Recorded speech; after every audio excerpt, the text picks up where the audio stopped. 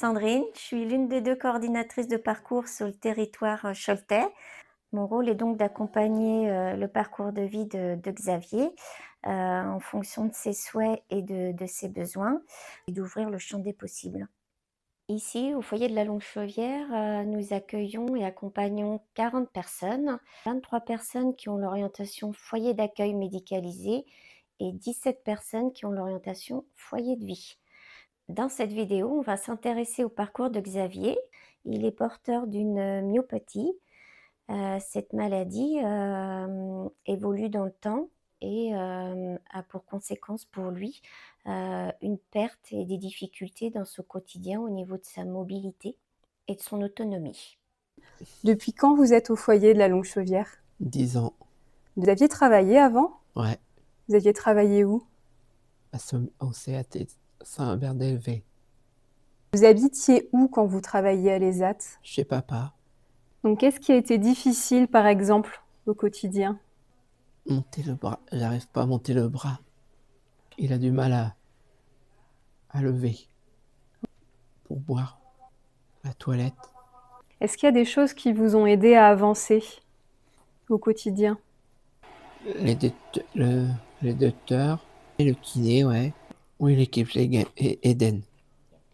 Et en termes de matériel au quotidien, est-ce qu'il y a des objets, des choses qui vous aident?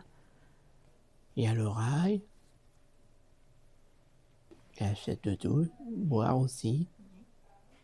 Pour boire, vous avez du matériel adapté? Ouais, le verre, écrire, Pour écrire, vous avez quoi par exemple? des crayons, des gros. Des gros crayons, c'est Ouais. plus facile pour vous. Ouais. Est-ce que vous avez des projets de vacances aussi?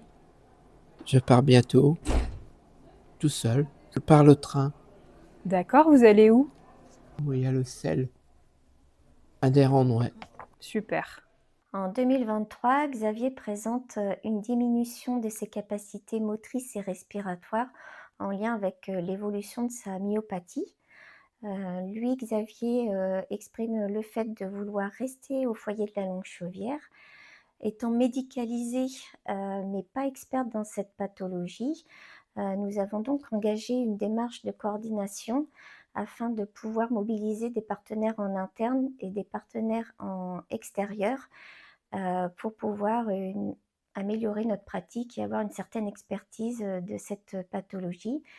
Nous avons donc sollicité le kiné, l'infirmière de notre établissement et puis nous avons été chercher l'expertise de l'AFM Téléthon et avons été aussi chercher l'expertise au niveau de la masse de Kepler qui accompagne des myopathes. Cette démarche nous a permis de faire évoluer nos pratiques, mieux connaître cette pathologie et voir le champ des possibles au niveau de Xavier et de son accompagnement. Peggy, ergothérapeute, j'accompagne Xavier depuis janvier 2024. On a d'abord fait un travail sur son positionnement en lien avec un médecin spécialiste et un orthoprothésiste. Ensuite, pour favoriser les déplacements et l'autonomie du quotidien, il y a eu un renouvellement du fauteuil roulant électrique. Et puis enfin, pour apporter confort et sécurité à Xavier, plusieurs aménagements ont été effectués au niveau de son logement.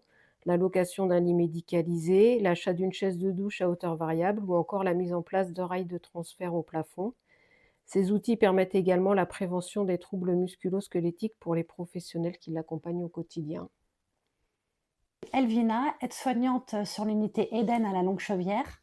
Moi, en tant qu'aide-soignante, je l'accompagne pour les soins du matin, donc pour la toilette, pour les repas, pour ses achats de tous les jours, vêtements, toilettes, tout ce qu'il a besoin. On l'accompagne aussi pour le choix de ses vacances. Il part une semaine cet été en vacances. On l'accompagne aussi pour tous ses rendez-vous médicaux. On a aussi un lien avec son papa qui est son tuteur. Donc on a un lien toutes les semaines avec son papa si besoin. Nous souhaitons répondre aux besoins et envies de chacun. Les équipes et partenaires cherchent des solutions au quotidien et des adaptations pour favoriser le maintien dans leur environnement de vie.